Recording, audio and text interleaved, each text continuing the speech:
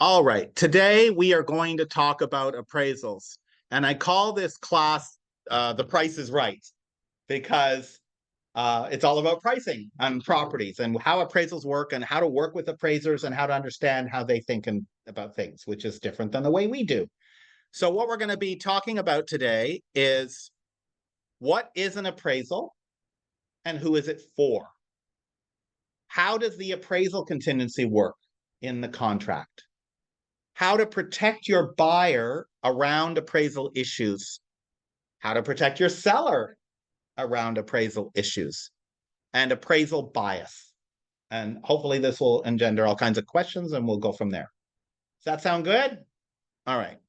So an appraisal is a report about the value of the property. Okay. Now there is some great resources online about appraisal, and there's a great one called about appraisal value. Everything you need to know about appraised value in real estate from last June, a year ago June rather.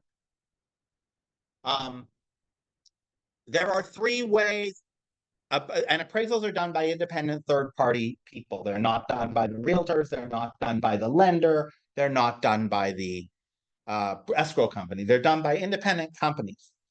And these appraisal reports have three main ways that they determine how much they value a property at. They do it by the sales comparison approach, the cost approach, and the income approach. For how many of you is this vaguely familiar? How many people remember seeing this before? It was part of your real estate, what you needed to learn for your license. Okay. The sales comparison approach is closest to when we do comps. It isn't quite the same, but it's really a comp method. We're going to look at this property and evaluate it against a bunch of others that have sold recently and come up with the value that way. The cost approach, more or less, is what would it cost to rebuild it from scratch today? And the income approach is more about how much cash flow does it generate? It's used for apartment buildings more, or any kind of commercial rental space. You know, it's generating this much in leases every month or every year, and therefore this is how much it's worth if it were sold, because it's a property that generates income. The thing to remember about an appraisal report is it is a snapshot at a value in a moment in time. How many people here have ever used their smartphone and just click, click, click, click, click 20 different pictures of the same event?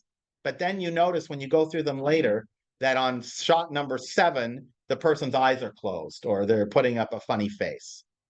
That's because it's a snapshot of a moment in time. It's just that discrete moment. They don't look like that all the time, and their eyes aren't closed all the time. Well, the same thing with an appraisal. The value of the property, the appraiser may say it's worth $1 million today, but the same appraiser might go out tomorrow and say it's worth $1,050,000 or $975,000. So you have to remember that. Because as a result of that, the older the appraisal report is, the less valuable it is. Because we work in an area where prices change up and down all the time. Markets change all the time. New properties close escrow. New properties go into contract. So it has a limited lifespan. Oops. So one of the most important things I want to get across in this class is an appraisal is not a CMA. Everybody here knows what a CMA is, comparative market analysis. We teach you guys how to do those, how to go look at the MLS and figure out, recent actives, pendings, and sold, and how much your buyer should write in an offer that'll be competitive and be fair, and how much your seller should accept or list their home at that will be fair and competitive. How much they could expect to get is sometimes very different than what they ask, right? All that is CMA stuff. And we teach you how to do it, right? Compare bedrooms and bathrooms and size and all those things. An appraisal is not a CMA, even when they use that sales comparison approach. It's not a CMA. It is a professional estimate of value based on very specific criteria, and that is strictly regulated. That is to say, the people who license these appraisers tell them that they must use only certain comparable sales. They can't use other ones. They are very specifically told what counts as usable living space versus unusable living space. What counts as permitted versus unpermitted additions and how to value those things. So you might have previewed a 3-bedroom home when you're doing your comps, and you thought it was a really great comp. And the appraiser might not be able to use it at all. It might be too old. It might be slightly out of the geographical zone they're allowed, even though you felt it was in the same neighborhood. It might be, you might have looked at the garage and saw that they'd converted it to this amazing bedroom, and the appraiser can't even count that bedroom. It's storage space as far as the appraiser's concerned. So the value it has for your client is less than it has for the appraiser, who's not allowed to look at the garage because it's not, maybe it's an unpermitted addition, whatever the reason is. Okay. So whereas a CMA is a professional estimate of value by a real estate licensee, based on their review of comps and their local expertise, an appraisal is an estimate of value based on specific criteria, strictly regulated. So there's this great report on what to say to appraisers a lot, but in the right way, that gets into this whole issue. That is from last week. This was a great article from last week. I will happily share all of these links with you. Here's an example. This blog post is about comparable sales appraisers can't use. And so they just go through some of these things. This is how appraisers cannot use a 1,300 square foot comp for a 1,000 square foot subject property because they have to be within 20% of the size, right? Whereas you might think it's a great comp. They require all comps to be within 1 mile of the property. Closed versus pending. You might have talked to the buyer's agent, or sorry, you're representing the buyer. You might have talked to the listing agent or the buyer's agent on a pending sale to help you guys figure out what to offer. What's it going to close for? Many buyer's agents will readily tell you we're in contract for 1.3. The appraiser can't use that. They have only used closed sales. So this is an article that goes into some of that. And that's really important for you to know if you think there's going to be a potential, right? Or if you're trying to understand the report. Whether you do a CMA or whether your appraiser does their report and you both come up with a number or value, neither of those is the same as fair market value. What is fair market value? Anyone want to stab a guess at it? What is fair market value? What do we mean? You're very close. Fair market value, what a buyer is willing to pay and a seller is willing to accept, right? That is fair market value. Whether an appraiser agrees that the value is there, whether your comps agree that the value is there, is secondary.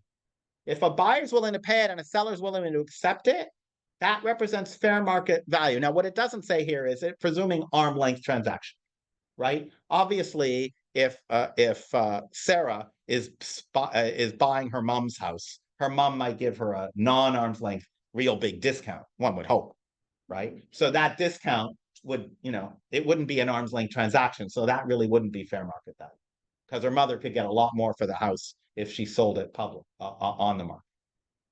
So always remember that, okay? So we're going to go into a sample appraisal report. I'm going to walk you through it. These things are a bear. The format of these hasn't changed in 50 years. I don't know. In the 20 years I've been in the business, they've always looked exactly the same. They use more pictures nowadays. So this is a sample appraisal report. I blacked out evidence that is of a confidential nature. So the first page of this report identifies the property and has some information about it. And they usually tell you how many days on market, what the contract price is, what the list price was. Can you guys see in this section here? Yeah, well, it's not highlighting it, but it's showing the subject list was listed on the 10th of May 2017 for $340,000, has been on the market for 34 days. The property's in contract for $365,000, info provided by MLS, right? contract price, date of sale, all this information. Then they talk a little bit about the neighborhood, and they have a description page that's added on and a market conditions page that's added on. All this descriptive information, utilities and all this stuff. Any adverse conditions like encroachments or environmental things going on that would hurt the value. Then the next thing you get is like a physical descriptive information, which you can read through. And they tell you a little bit more about that. And that's the first page. Nothing here about comps, nothing here about what the appraised value is. It's not on page 1. So let's go to page 2. Page 2 begins to talk about comps. So the first thing it shows you is there are 2 comparable properties currently offered for sale in the ranging in price from 210 to 415. There are 7 comparable sales in the subject neighborhood within the last year, ranging in price from 220 to 395. So then they tell you subject. Subject is the property being appraised, right? And they tell you sale price, and they have a chart here, and then they have comparable sale 1, 2, and 3. And then they do the same thing on the next page where they do comparable sales 4, 5, and 6. They usually give you 5 or 6 comps that they've chosen that fit within their parameters, right? So at the bottom of the second page, they tell you indicated value by sales comparison approach. Does everyone see that 320 there? Do you see the 3? Sorry, my mouse has suddenly disappeared. Down here. Okay, so you're going to get one of these and you're going to say, oh my God, this is really intimidating. There's all this stuff here. I don't know how to read this. What's the actual appraised value? I mean, obviously your lender will probably say, but let's say you're looking at it yourself. Go to towards the bottom of page 2. Okay. Page 2. Indicated value by sales comparative approach 320. Cost approach, if developed, they have to do 2 of 3. Remember I said they have sales comparison cost and income? All appraisals have both. So they're saying it would cost $340,000 to build it, but based on comps, it's only worth $320 according to this appraisal. Does anyone remember what the sale price was? $365,000. We have a $45,000 problem on this appraisal. All right, we're going to get to that later. All right, so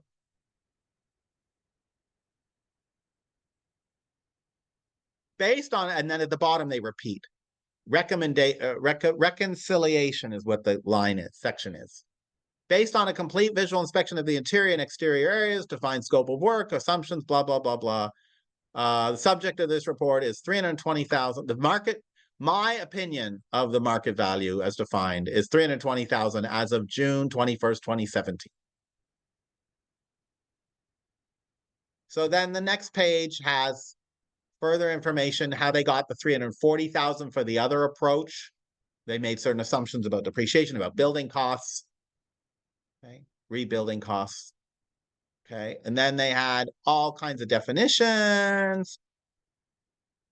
And then I think they go to more comps later on. And then it's signed by the guy, the appraiser. They have to put their information, the name of their company. And then they give you ratings. They have different condition ratings, and you can read exactly. They'll call a property a C3. You can look and see if it matches what you think it is. When you're wanting to dispute an appraisal, this is where realtors get into this report, is when they're upset with the appraised value and they want to fight it, right? Quality ratings and definitions, all these definitions. What does it mean? Not updated, updated, remodeled. And then they have all kinds of, they have all these abbreviations. They define the abbreviations. Then they give you more comps. Number 4, 5, and 6 that they did in this place. In this case, there was no number 6. They did 2 more. This appraiser had a lot of trouble finding comps, right? You remember he said there were only 2 that were really close. And then he will add a description of the neighborhood, comments about the condition of the house, and market conditions. And then he says, how did I come up with this price? The greatest weight is given to comps 1 and 3 for similar appeal condition, appeal, and sales date. Well, appeal, that's pretty subjective, right? Right. Comps 1 to 3 are verified closed sales. Comp number 2 was adjusted for inferior square footage, superior condition, and updating. Comp number 3 was adjusted this way. Comp number 4 was adjusted this way. So you would read all this stuff. And then why I'm a good appraiser. And then they'd have more detailed pictures of the property that were taken either by them or provided to them. And then they do the same thing, pictures of the comps. Then they show you where the property is on the plat map. Where else do we see plat maps? Where? Not usually. Not where, I mean, maybe. I mean, yes, when you go in there, yeah, I guess so. Where else? No. In a disclosure package, where do we see plat maps? Yes, in the preliminary title report. That's right. All right, and then it takes us to this market conditions addendum, and then their certification, and then their insurance. All appraisers carry insurance, and then a picture they took. They almost always do their own floor map. That's it. So, you know, when you first get one of these, we're all jumping to the bottom of page 2. You know, but it is important you understand how it comes, all the different parts of it. So that's the appraisal report. So some general things to think about with this report. First of all, if your buyer is getting financing, even if it's just a small loan, the lender will require an appraisal. Why do lenders want an appraisal? Because it's a risk. Right, for the lender. The lender makes the buyer pay for the report. But the lender is the one that is protecting themselves. Is that reasonable? Yeah. Why is it reasonable? You scoffed. Why is it reasonable? Why wouldn't the person who's supplying the money want to protect themselves? Yes. Sometimes they're supplying 100%. What if it's a VA loan? Then the lender's on the hook for the whole, if you foreclose, they're going to lose everything potentially. I mean, when they sell the property, presumably they can get some of it back, but yeah, right? They're lending a person based on risk assessment that they're going to pay them back every month. They want to know that the underlying asset is worth what the buyer's paying for it. They certainly don't want to take all that risk if the property isn't worth the money the buyer's agreed with the seller to pay, right? Because buyers overpay and sellers undercharge. It's like anything else, right? Buyer typically pays for this report. However, you might want to check with the lender because sometimes the lenders will pay for it as a selling feature. Hey, work with me, I'll cover your appraisal. And sometimes nowadays there's like 2 different appraisal fees. There's the standard delivery, which is one price, but there's an expedited appraisal delivery. So in the case of Maricela was talking before about her 14-day deal, they probably ordered an expedited appraisal, which costs more. Guess who pays for that? The buyer, almost always. Not always. There are some lenders that say we'll pay for expedited appraisals as a standard.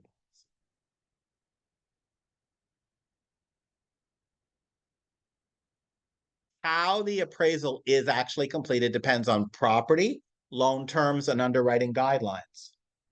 So not all appraisals are going to be the same if the loan is different. If the buyer puts down 80% and the loan is only 20%, that's going to be very different than an FHA loan where the buyer's putting down 3.5% and the bank is putting in 96.5%. So that kind of impacts how the appraiser looks at it a little bit. And underwriting guidelines. If the buyer has certain financing capability, there's all these different types of appraisals.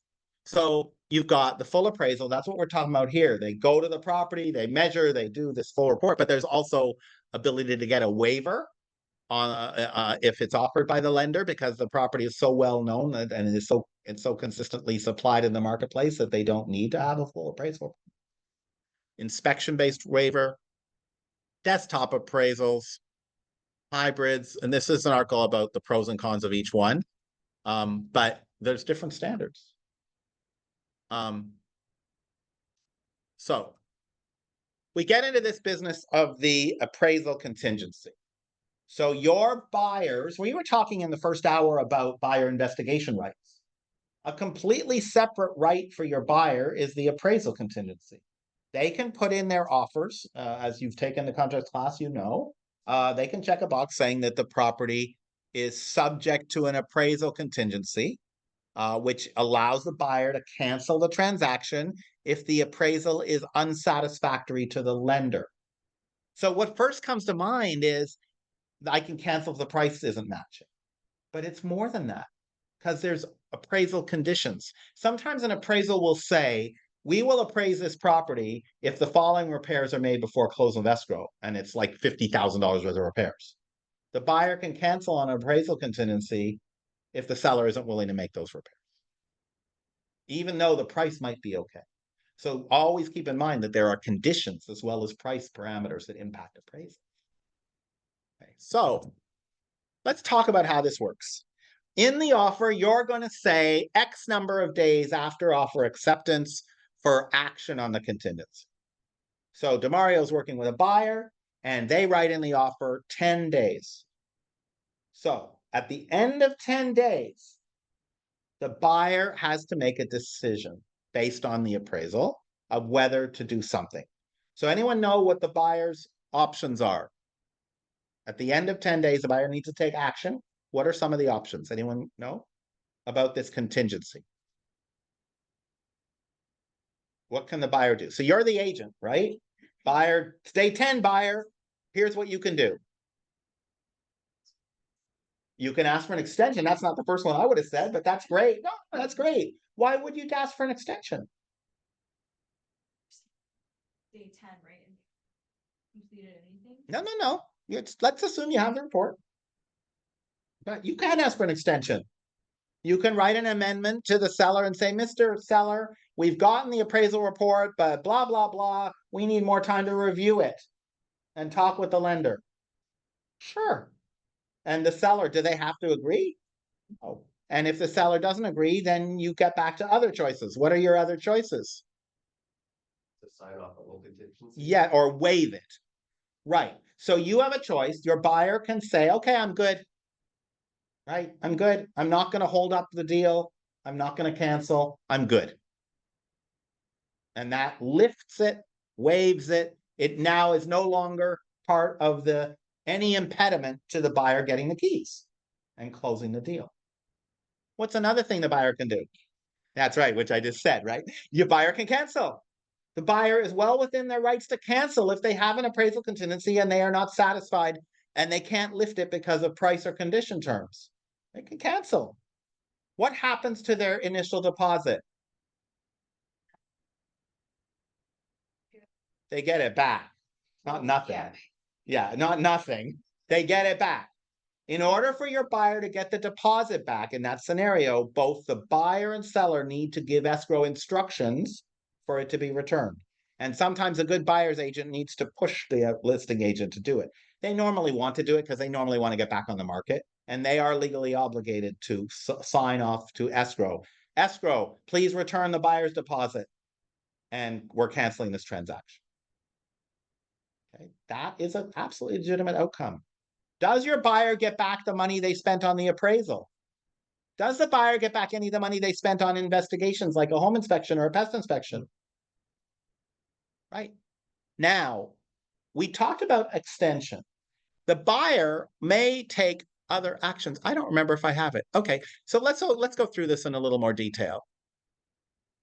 But before we do that, let's suppose we get to day 10 and a non-KW agent does not have the conversation with the buyer and does not talk to the listing agent and does nothing. What happens then? The seller cannot cancel arbitrarily. You know, if the day 10 comes and goes and the agent on the other side, you're the listing agent, Sarah, and you knew the buyer had to lift their contingency on the 10th day. And the 10th day comes and goes and you're texting the agent, the buyer's agent, and you're sending them emails, you even phone them and left voicemail. No, crickets. Can your seller cancel right away? No. Okay.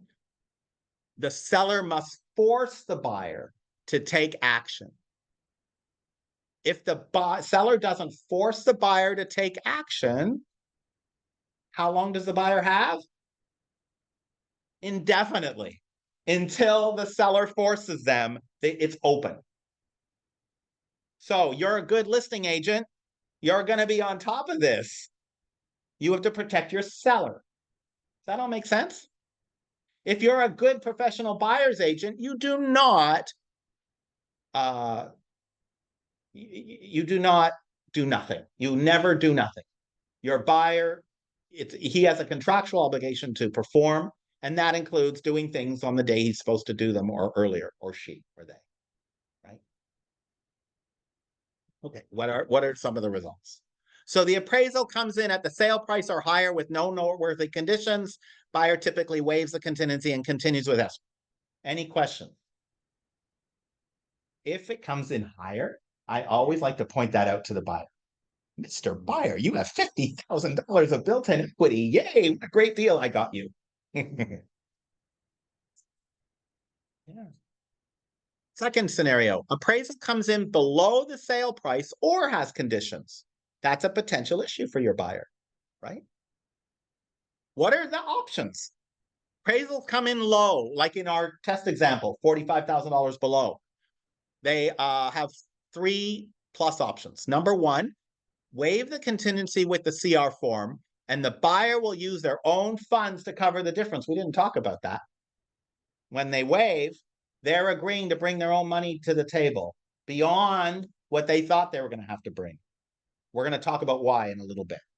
Okay, but we have an appraisal discrepancy. This is the same scenario as if you have an appraisal discrepancy and there's no appraisal contingency, if you've waived it with your offer. Buyer can cancel the agreement. Buyer can request an amendment to the agreement.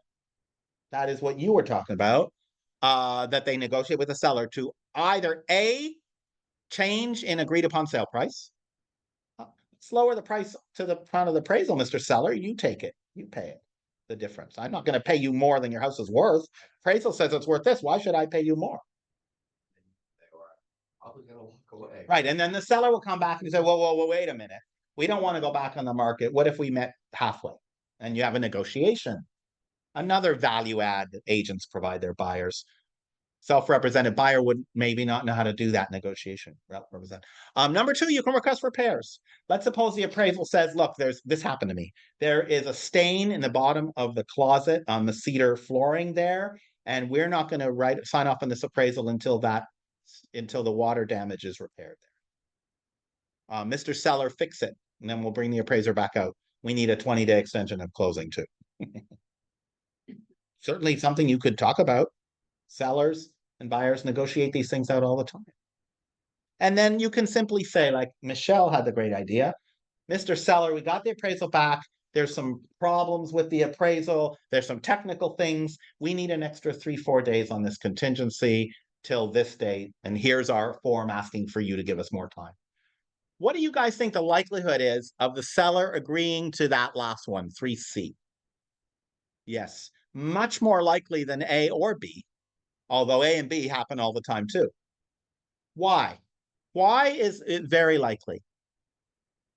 If something were to, because if they didn't say, the seller or the buyer could walk away, and then you'd have to go back on the market, and then it never looks good to go back on the market. You might have to drop the price a little bit. You would know, you'd have the appraisal, so then you would know, oh, we can't really put it above this price. So yeah, there's a lot of kind of things that can happen. So you kind of just, covering that risk. You don't want to, push it back 4 days, 5 days, a week, who cares? So let's just, let's work on selling it. Yeah. Remember that the buyer has all the leverage once they have a ratified agreement, and they have no leverage until that time. So even in a competitive market, even in a multi-offer scenario where your buyer was the only one that won with a non-contingent offer, you can still ask for more time in the middle of the deal. Seller also can say no, but they're not likely to for all the reasons Dustin mentioned. Thank you. So let's talk about this low appraisal scenario. The appraisal comes in low, like in our example. So we're going to use a different example. Let's suppose it's $1 million sale price with a 10% down payment, that's $100,000, and 90% loan financing, 900,000. And the appraisal doesn't come in at $1 million, it comes in at 950,000, which is 50,000 below the sale price. That all makes sense, right? Pretty straightforward. We see this sort of thing all the time. What's the problem? Buyer's lender will only provide financing for 90% to 10% down deal, 90% financing. Buyer's lender will only provide financing for 90% of the appraised value, not the sale price. So that means 90% of the appraised value of $950 is $855,000. Buyer's only putting in $100,000 in our first scenario, right? Which means $855 from the loan plus $100,000 from the buyer is $955,000. We are short $45,000 of the $1 million sale price. Appraisal comes in 50 below, we're short 45,000. So there's something funny about that number, right? Why is he not short 50,000? The appraisal came in 50,000 low, buyer's only short 45. And 90%. The point is that you want to know exactly what this number is, and you want to do the math or have your lender do the math, or just get the math done, because your buyer's shortfall is always going, if it's a finance deal, unless it's VA, and in that case, it doesn't matter. It's always going to be less. It's always going to be less. If the shortfall is 50,000, it's always going to be 45 or 40 or something else. It's never going to be the same amount because of the buyer's, because of this math. Okay. So let's take this scenario. Let's play it along. So the buyer requests an amendment to the agreement about this issue, $45,000 short, right? They can request the seller reduce the price partially or wholly to cover the gap. We talked about that a little bit before. Mr. Seller, the property's not worth $1 million. It's worth $955. It's worth $950. So I want you to reduce the price to $950. Right? You can say to the seller,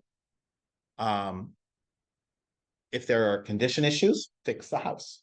Then we'll continue. You can ask the seller for more time, and that opens up a whole bunch of options for your buyer if you get that more time. Number one, work with their lender to reduce their down payment so that they can have more cash to cover the shortfall. So let's suppose in that $45,000, the lender, instead of doing 10%, if the lender turned it to a 8% down instead of a 10% down deal. Suddenly they're actually, maybe they can qualify for more financing, so they don't have to come up with as much cash. So you can work with this lender so that there's more cash to cover the shortfall. You can go to the lender and dispute the appraisal. You write a letter, the lender formally files a document, the appraiser has to come back and say, I agree, I should have appraised it higher, or screw you, no, I'm not doing that. Maybe they would say it nicer than that. What percentage of the time do appraisals agree with disputed amounts? Very, very rarely. It happens, but very rarely. It's a tough one. Your lender partners with experience will tell you that. No, so you can legally dispute an appraisal, and the appraisal can admit a mistake. Maybe the appraiser missed a comp.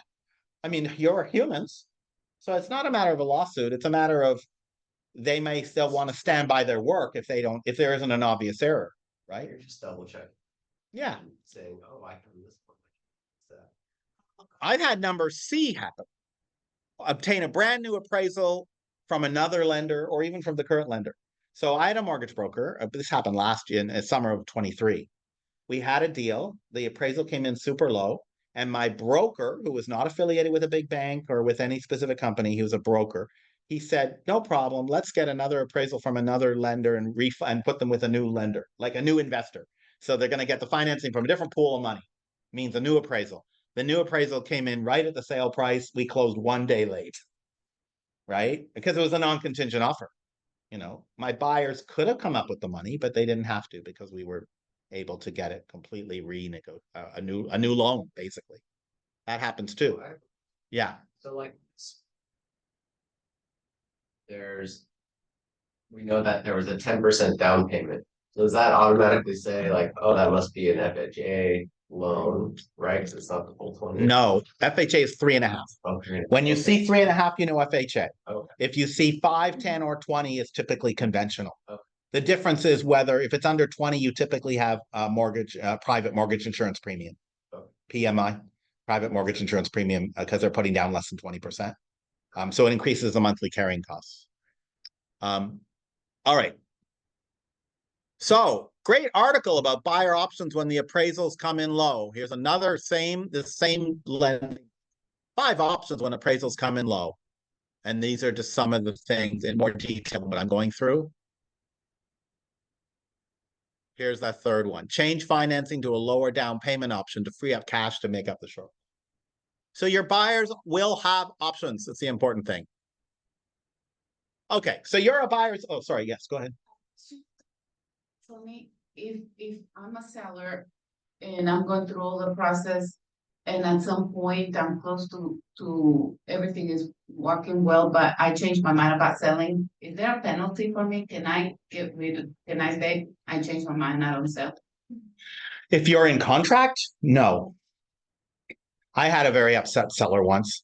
She got into contract. We got her into contract to sell the home, and she was deciding halfway through she didn't want to sell anymore, and she was stuck. She had to sell. She was very upset with me. It wasn't my fault that she changed her mind, but she was upset with me. The deal closed, but she was barely talking to me at the end.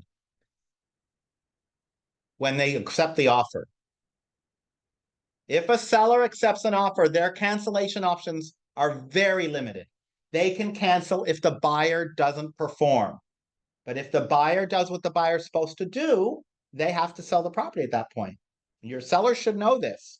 Once they agree to sell their home, they're in a contract to sell their home, and the buyer can claim damages if they don't perform. Either side can claim damages. What is buyer performance? Putting the deposit into escrow in the time they say they're going to do, removing contingencies when they're supposed to, and closing, signing the paperwork and putting the money in and closing the deal. So if an extension is presented, that's a way for a seller to say, I cancel the. No, it's a way for the seller to hope that the buyer cancels. The seller cannot arbitrarily cancel. Now, the seller can force the buyer's hand. The seller can say, oh, you want an extension? Great. I'm going to give you a 2-day notice to perform. And if you don't perform, then I cancel. But if the buyer performs, too bad, so sad. Anyway, what are the best practices for buyer's agents around appraisals? First of all, review the comps and discuss the likelihood of a low appraisal with your buyer before writing the offer. I recently sold a home in Alameda, and my buyers and I were a little bit concerned about the appraisal coming in low. And so we did this extensive analysis. I've showed it. Here's what your shortfall is going to be, because they wanted to write non-contingent. Here's what your shortfall is going to be if we're 50,000 below. Here's what your shortfall is going to be if it's 100,000, 150. We even did 200,000 below because there was a low comp. And I said, here's how much money you have to bring to the table. I did all the math for them. I had a little worksheet for them. And they said, we're still willing to go in non-contingent. But if the appraisal had come in super low, they would have been having to raid money from other accounts they didn't want to touch. It would have been a big financial burden for them, but they were prepared to take the risk. They wanted them home enough. But we had the whole discussion up front. So there was no surprises. Now, were they nervous before the appraisal came down? You betcha. Yeah, they were really, really nervous. And I said, let's just see. Right in the middle of their escrow, a pending closed for 250,000 less than what they were paying. No, 150 less than what they were paying. No, I'm sorry. 210,000. It was 210,000 cheaper. A very similar property closed, 210,000 less than what they were in contract for. And that was the day after. It closed the day after the appraisal was out there, before the appraisal report came in. Well, the good news for them is the appraisal couldn't use that comp because it was still pending when he went and did his appraisal. Okay, so it wasn't even on there. And it appraised, and they breathed a sigh of relief, and they're now happily moving into their new home. but you have to have the conversation. Review the buyer's options with them. So not only do you tell them about appraisal shortfall likelihood, you also want to talk to them about whether they should have an appraisal contingency with their offer, right? And what are the cash to close for different outcomes if we can't negotiate with the seller, because they can't presume that the seller is going to negotiate with them. It's like the conversation in the last hour, we were talking about buyer paying you for your fees. They can't presume. They need to understand they're going to be on the hook for your fee, the same way they need to understand they're going to be on the hook for the appraisal if they don't have an appraisal contingency, if they can't negotiate it out. And they have less ability to negotiate it out if they waive the contingency. You can't go to a seller and say, it appraised low, I want you to give me a lower price, if you remove the contingency to begin with as part of your offer, right? Consult with the buyer's lender as well to learn about options available to your client. So you go to the lender before you write the offer and you say, look, the property is worth this. Here are the comps. We think it's going to appraise, but there's always a chance it might not appraise. I want to give you a heads up so we can start thinking about options of how what my buyer's options are going to be. You can have that conversation. Certainly, you want to have it before if appraisal does come in low, you schedule a conference with your buyer for at least 2 hours down the road or 5 hours and talk to the buyer's lender, and you be the one to be super prepared for that conversation. Or at the worst case, say, let's have a conference call with the lender to go over all of this and decide what to do about the low appraisal. Get the buyer's lender involved. You should be attending the appraisal in person and bringing your own comps. Even though appraisals have access to comps in the MLS, they might have overlooked some condition feature. Let's suppose you walked into that house that sold last month and it sold for a low price because it stinked of cat urine. That might not show up in the appraisal's review. The fact that you know that is something you'd want the appraiser to know, right? So these folks, they want to do a good job. They don't want someone questioning their appraisal. Their license can be impacted if they get too many inquiries and too many disputes.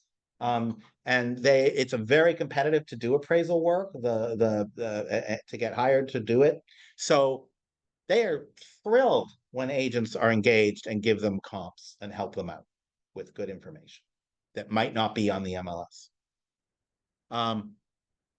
I have another blog post here about sharing comps with the appraiser. Basic guidelines, and it goes over some of the things that appraisers can think about that you can't think about. Just helpful guidelines around that. All right. Now, if you have a competitive offer scenario, discuss the potential of an appraisal contingency waiver with your offer and use the RPA to do a partial waiver if the appraised value is low. So you can say to the buyer, all right, we can't fully lift the appraisal because if it comes in super low, you don't have enough money. But we can appraise, you have 100,000 we could put towards it. You want to strengthen your offer? Let's do a partial appraisal waiver. You're in contract for $1 million. Let's say that so long as it appraises at least 900, we're good to lift the contingency with the offer. That's kind of a halfway step. Okay. So your appraisal contingency nature of it changes. You're basically saying to the seller, so long as it appraises at 900,000 or better on our $1 million offer price, we're good. We will lift that appraisal. It doesn't even exist. We waive it up front, so long as it appraises. There are restrictions on limiting waiver appraisals if FHA or VA loan. So if your buyer is using FHA or VA, that they have restrictions. You're not normally allowed to do partial waiver, any kind of limitations. All right. Now you're a seller. Let's flip the coin. Now you're representing the seller. If the buyer's offer includes an appraisal contingency, you want to review potential outcomes and the buyer's potential options before you accept the offer with your seller. You want to say to the seller, okay, this buyer has an appraisal contingency. I don't think it's going to appraise low, but if it does, this buyer could walk, this buyer could do this or this or this. Having that discussion, especially if that's the offer you're looking to accept. It's not a matter of just saying, sign here, this is the only offer. It's important you go over with the seller how this deal could shake out. You can see how that will help reduce the stress for your seller, right? If your seller has an inkling of potential big issues that could happen, I mean, You don't want to have their head in the sand so that they're freaked out when a possible likelihood could occur. Right? It's a bit of a judgment thing, right? Because sometimes you don't want to borrow trouble. We say borrow trouble. You don't want to alarm them about stuff that's very unlikely. If all the comps say it's worth $1 million, right? Or $1.2 million. Let's suppose all the comps say it's $1.2 million and the offer came in low and they're accepting it for whatever reason at $1 million. Maybe you don't need to have the conversation with a low appraisal, right? But that's not normally the situation. Okay. Attend the appraisal in person with comps. The listing agent for sure wants to make sure it appraises if there's any risk, right? Good listing agents, if they don't go themselves, they give the buyer's agent or they leave at the property comps for the appraiser to take and an explanation of why they think the property's worth it, right? Another thing you could talk about with the seller, if it's a particularly tight thing, is to have a backup plan in place to help the buyer with new financing options if needed.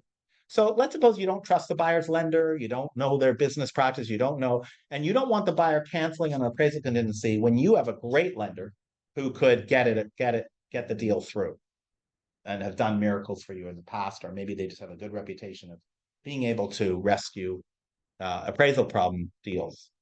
So you could talk to them. You could talk to your appraiser and your lender, your seller's lender, and say, have something in your pocket in that case where the buyer runs into trouble and their lender can't perform on the appraisal issue or any other issue around the finance. Okay, the last thing I want to talk about is appraisal bias. Appraisers are human beings, therefore they are not exempt from either overt bias or implicit bias. So they may discount or promote value based on neighborhood, owner possessions visible at the time of inspection, or just perceptions. There's this report. I mean, this is a real problem. So if you're listing a property, you don't want your owner's personal photography. If they're owner occupied, you're selling it owner occupied. You ideally want them to take anything personal out of the property that it will not bias the buyers or the appraisers. So, and how do we know this is a problem? In 2022, they did a report. 12.5% of appraisals from home purchases in majority Black neighborhoods and over 15% in majority Latino neighborhoods came in below the contract price. But in the white neighborhoods, only 7.4%. Isn't that shocking? 2022. Maybe it isn't shocking for you. I found it shocking. I mean, we've gotten to very cynical times. But that's why. Get rid of stuff in the house that will bias a buyer or an appraiser. There is an addendum required. So there's a link to the 22 report here. There's also the Fair Appraisal Act addendum that you've probably seen. It's part of the RPA package. And when you write an offer, and that advises buyers to beware of this problem. So 3 things I want you to be aware of. There is a great class on KW called Unconscious Bias in Real Estate. I took it. It was freaky. They give you these scenarios and you see your own unintended biases. It was really great. I think it took like 40 minutes to do it. Color of Real Estate is another great course. And if you really want to learn about bias in our industry, Long Island Divided is a Newsday expose of how real estate agents, this isn't about appraisal. This last one, these 3 are just bias in general. There was this, in Long Island, New York, they sent out these undercover reporters posing as real estate, as buyers. And they took them to all these real estate offices and they basically saw how there was steering and there was bad behavior on the part of experienced agents in how they communicated to these buyers. It's very disappointing, but powerful. It's only about 45 minutes. Easy to read. Okay, we're almost done. Any questions? Yeah. I think I've asked this in the past, if you have a listing and you have an appraisal that was done 2 years ago. Do you have to disclose that? That's a great question. I don't believe that 2 years ago is almost irrelevant. I don't think so. And there's also some haziness about the obligation of a seller to share an appraisal report that was not done in connection with the sale. When there's no harm in doing it, it's 2 years old. I mean, you can make a point of the fact that it's 2 years old when you disclose it. It doesn't, but if I think it could be irrelevant if the home has had significant changes. But this recent appraisal reports are not commonly part of disclosure packages. If somebody did an appraisal and the appraisal could help establish that the home is worth more than the market because it's recent, maybe you'd want to disclose it. Check with the lawyers about that, but I don't think so. Nathan. And I guess it's probably Oakland specific, but if an appraisal comes in, you're working with a seller, how do you convince them to now list their price for 10% less than the value? Why? Well, first of all, why has the appraisal been done? To sell it. Oh, what do you mean? Well, normally appraisals are ordered by buyers as part of escrow. They're not ordered by sellers. Oh. I have to go back on the market, I think would be kind of that situation, and then you would have this appraisal and you kind of have to disclose it, right? Yeah. Then your seller has a choice to make: take it off the market or sell it for what the appraisal, or put it on the market at what the appraised value is, or slightly less. Seller always has a choice: sell or not sell. The seller's opinion the value of their home is almost always higher than what it's worth. Right, but in Oakland, people are listing their houses for 10-15% less than what they end up selling for, right? That happens in Berkeley and a lot of other places. Right. Yeah, but we're talking about after. So you normally would do the appropriate marketing strategy without an appraisal in hand. The appraisal will only come into play if a buyer can't get their financing in the purchase process. Now, sometimes you have an appraisal up front, okay, but that doesn't change your marketing strategy, because remember, the appraisal is not fair market value. The appraisal is what an appraiser says the property is worth on a certain point in time. And that's not fair market value. Fair market value is what a buyer is willing to pay and a seller is willing to accept. So you'd market it appropriately. All right, I'd like 2 people at least to share with me something that they're going to take away from this conversation that they didn't know.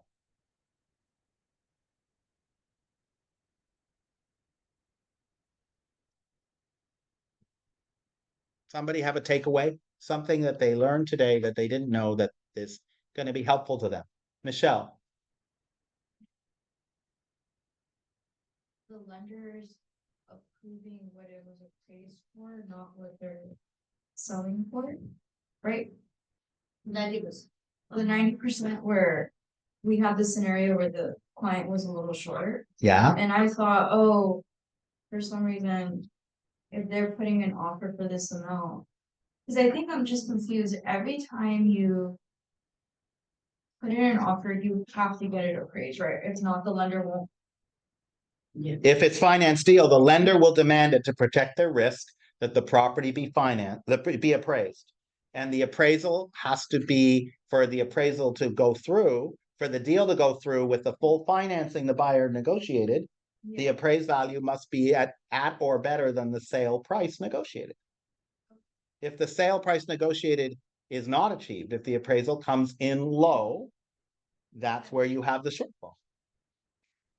Well, I just learned that lenders go through the appraised value, not the sale value.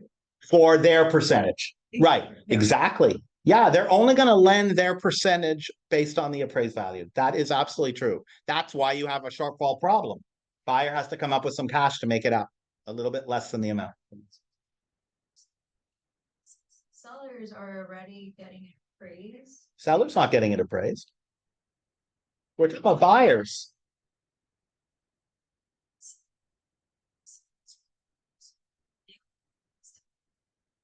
Okay. That's part of disclosure. It could be, but it doesn't have to be necessarily. No. The buyer, remember, their appraisal is going to be out of date. Their appraisal will not be current. It's with their lender. It's not with, it's more than a month usually. But the buyer is gonna have to get their own appraisal. Doesn't matter if the seller did one. Yeah, almost always. Yeah. It's gonna most likely come from a different. Like funding. Yeah, different funding source, which means different underwriter, different standard. All right. Yeah, the sellers, what the seller does before going on the market is not relevant. Any other takeaways? Yeah, you can absolutely challenge an appraisal. So if you if you take a picture of this QR code, fill out the Google form, I will send you this PDF, I will send you this presentation, and you will be able to click on those links and look at those, all that subsidiary information too. Oh yeah, it's great. It's great. Just Google Newsday Long Island. Dolma raised her hand. Yeah, it's cringeworthy. Yeah. Yeah, Long Island, just Google, um, Long Island Realtor is probably all you need to do. On Newsday, it'll come right up. Yeah. All right, guys, thank you very much. We will see you all next Friday.